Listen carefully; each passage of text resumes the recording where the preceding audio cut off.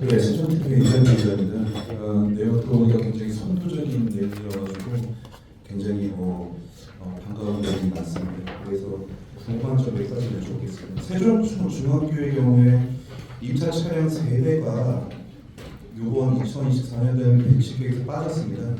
임자 강제로 천안택시로 전환됐는데 요 빠지게 된 배경과 그 천안택시가 도입되게 된 그거에 대한 계기를 좀 말씀해 주시고, 지금 보니까 학생통합지원심의위원회를 통해서 6명이 대상이 됐다고 하는데 이 6명 대상만 2,850만 원이라는 예산을 지원해가지고 이렇게 시범적으로 하는 것인지, 그렇게 이제 만약 이렇다면 요거에 대한 효과를 분석해가지고 확대 운영을 하려고 하는 계획인지 여쭤보겠고, 또 이제 학생통합지원심의위원회를 통해서 심의를 통해서 6명 선발된 케이스가 이 심의위원회를 통해서 처음으로 이렇게 결정된 사례인지, 앞으로 이 심의위원회가 어떻게 운영되는지에 대한 내용도 좀 밝혀주시면 감사하겠습니다.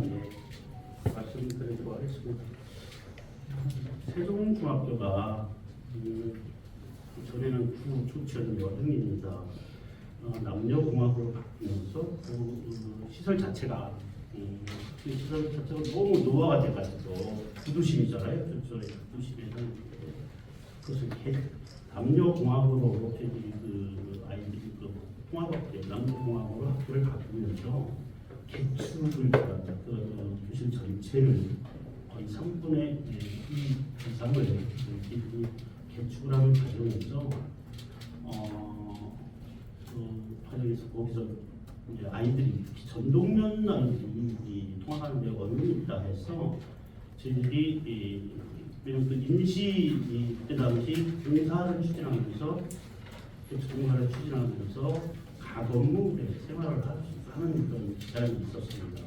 2년 정도 있었는데, 그래서 아이들한테 좀 더 불편함을 주기 위해서 통학이 어려운 아이들한테는 통학버스를 지원했자라는 해달라는 요청이 학교 측에 있었고, 그것을 학교 통합 위원회가 그때 당시에 있었습니다. 위원회에서 통합 위원회 지원위원회에서 통합 차량 세대를 지원을 한시적으로 3년간 입주하기 전까지 지원해주자 해서 저희 1차 차량을 세대를 운영을 했었습니다.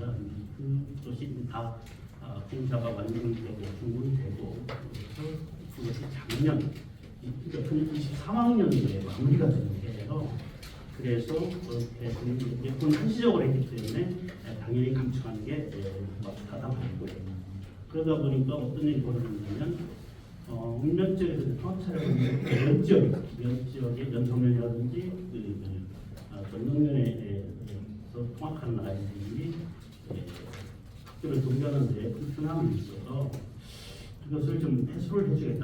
다시 말씀드리면 통학에 있어서 사각지대가 발생이 돼서 이 부분을 좀 해소하겠다는 것이 우리 책임교육관의 의지였고, 그래서 공약사항으로 했습니다. 그래서 우선 먼저 시범적으로 세종중학교를 대상으로 국정 학군 내에 있는 세종중학교를 대상으로 천원 통합 택시제를 한번 운영을 해보자.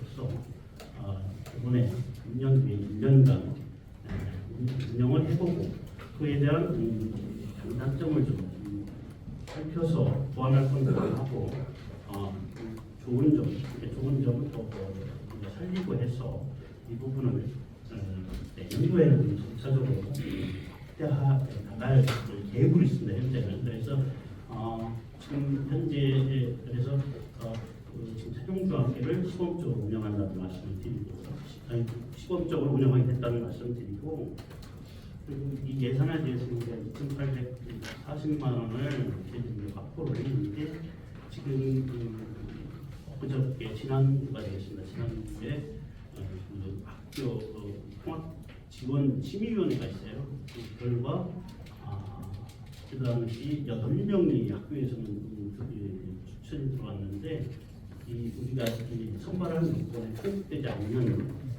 아이들이 있어서 6명만 선발을 하게 됐습니다. 그런데 이 아이들만 가지고 현재 우리가 시범학교 택시를 운영하게 되면 한 1,300만 원 정도 들어가요. 지금 당초 우리가 계획을 할 때는 아이들이 거리 계산할 때 하루에 한 3만 원씩 계산을 했었거든요. 그래서 또 아이들이 더 많을 것이다 해가지고 2,840만 원을 계산을 했는데 실제 조사하고 또 이렇게 선발을 해보니까 우선 6명만 선발했다는 말씀드리겠습니다. 그 운영 경비는 지금 1,400만 원 가까이 정도 손댈 것으로 따져보니까 그렇더라고요. 그래서 그런 사례이고 그런 상황이고 지금은 이번 그 천원 통합 택시제는 이번 처음 저희들이 도착한 그래서 계신 언론인들께서도 좀 이 부분에 좀 관심을 가져주시고 해서 좀 더 그동안 버스만 이용하는 통합 버스만 이용하는 그런 체제에서 버스만 이용하는 것도 상당히 예산이 많이 들어가거든요. 그럼 하면 운영비 뭐 거의 2,500만 원 정도 안 들어가서 2,500만 원 들어가는데 그래서 그런 부분을 감안한다면 이런 방식도 대중교통과 연계해서 하는 방법이기도 하고 그래서 이런 장단점 특히 그런 부분을 분석해서 통학에 사각지대에 있는 아이들한테 통학에 있어서는 편리함과 안정성을 만드는 그런 사비라고 이해해 주시면 좋겠습니다. 천원 택시가 좀 관심이 갈 수밖에 없는 것 같거든요. 그래서 몇 가지만 좀 이렇게 하나씩 좀 여쭤보도록 할게요. 그 6명은 어쨌든 세종중학교에 다니는 학생들만 대상이지 6명은 전부 다 세종중학교 학생인 거 맞는 거죠? 예, 그렇습니다. 예. 그렇게 되면 지금 등교시에 지원한다고 되어 있는데 이게 등교뿐만 아니고 당연히 집에도 가야 되니까 등학교가 하루 2차례씩 이용하는 거니까 이게 2차례 이용해서 2,000원이 되는 건가요? 아니면 1,000원이 되는 건가요? 저희들이 원래 당초에 할 때는 등하교를 다 포함해서 우리가 그 생각을 했었어요. 왜냐면 근데 등교 시간은 이제 아무리 우리가 이제 학사 일정 시작, 학사 시작 8시 30분이에요. 대부분 학교가 8시 30분까지 등교를 해야 됩니다. 근데 아이들이 학교를 할 때는 예를 들어서 방과 후 활동을 한다든지 다른 뭐 학원을 이제 사교육을 받는 거에 따라서 개인마다 이 학교하는 시점이 출발하는 시점이 다 달라요. 그래서 이것을 어떻게 하면 효율적으로 할까 추진할까라고 이제 우리가 고민하면서 일단 대중교통인 시내버스 노선을 우리 직원들이 일일이 각각 탑승을 해서 그 시간 체크, 거리 체크 등을 다 분석을 했어요. 했는 결과 그 세종중학교는 전동면이든 연서면이든 그 시내버스 노선이 15개의 노선이 지금 가동되고 있거든요. 그래서 그걸 이용한다면 학교하는 데는 별 문제가 없겠다.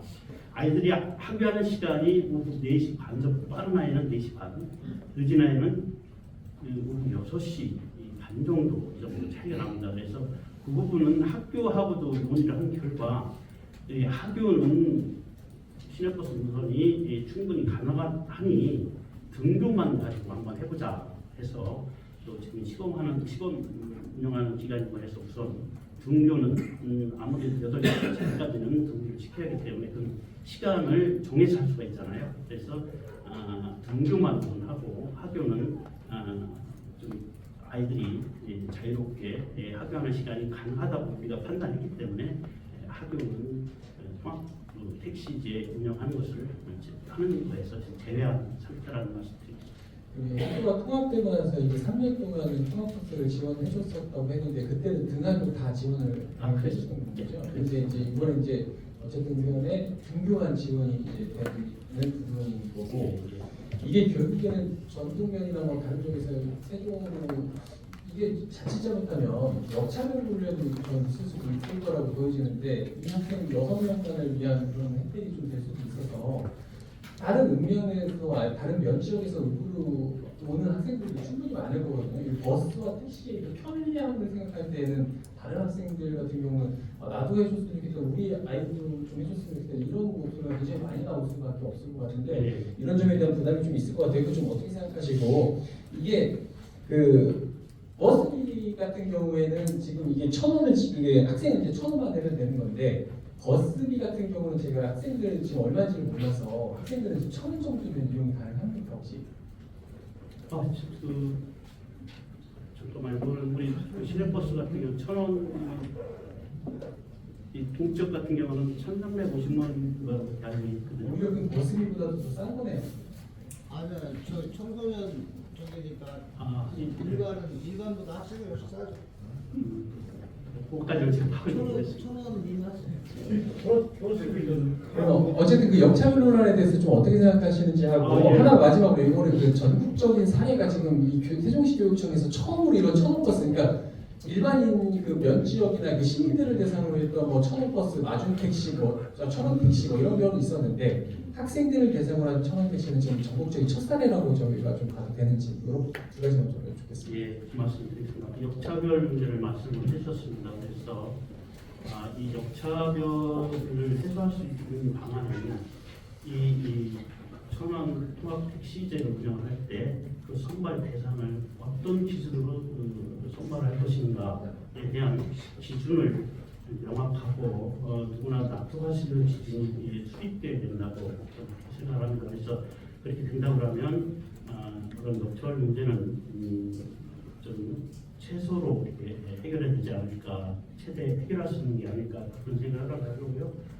이 사례는 오늘 천안 택시제는 사실은 타시도에서는 처음에 출발은 지자체에서 출발한 소설제가 있는데 지금 일부 강원도 교육청 천안 택시제를 운영을 하고 있고요. 그다음에 보훈도 해당이 되나요? 두관대에서 충청도 보훈교육지원청에서 두 가지가 지금 현재 운영을 하고 있는데 그렇게 운영을 하고 있습니다. 저희로서는 교육청에서 처음으로 시도한 건데 타시도 사례도 있다는 말씀.